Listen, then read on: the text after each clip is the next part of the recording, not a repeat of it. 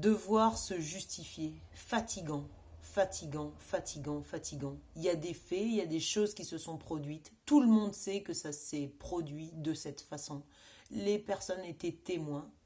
Et tout d'un coup, il y a une personne qui prend le pouvoir sur les autres et qui décide de réécrire l'histoire, de réinventer ce qui s'est passé. Voilà. Et là, à partir de ce moment-là, de ce point de déni, en fait, donc soit les autres ont le doute dans la tête, soit cette personne a suffisamment d'autorité pour pouvoir finalement retourner la situation et que tout le monde en fait se conforme à son avis.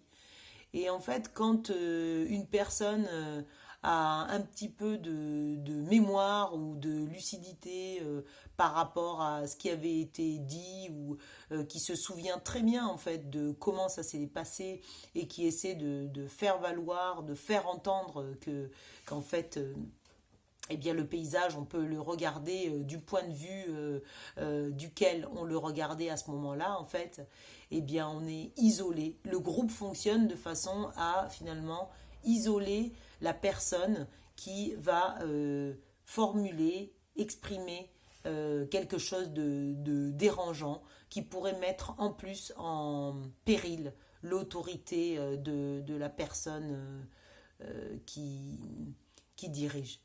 Donc moi, en fait, à un moment donné, la question que je me pose, c'est est-ce que, en fait, ça vaut le coup de continuer, en fait, dans un entourage comme celui-là, en fait, où, en fait, ça produit énormément de fatigue, beaucoup, beaucoup d'énergie passée à essayer de rappeler les faits, de se justifier, d'expliquer qui l'on est et de devoir se justifier de qui l'on est, en fait, voilà.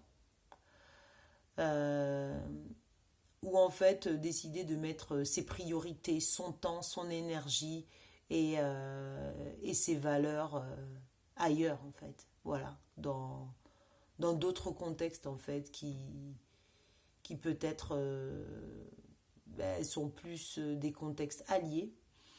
Donc peut-être moins de fatigue en fait. Mais toujours la question de finalement est-ce qu'il faut aller parler à des endroits où on a besoin d'entendre des choses qu'on n'entend pas à ces endroits-là.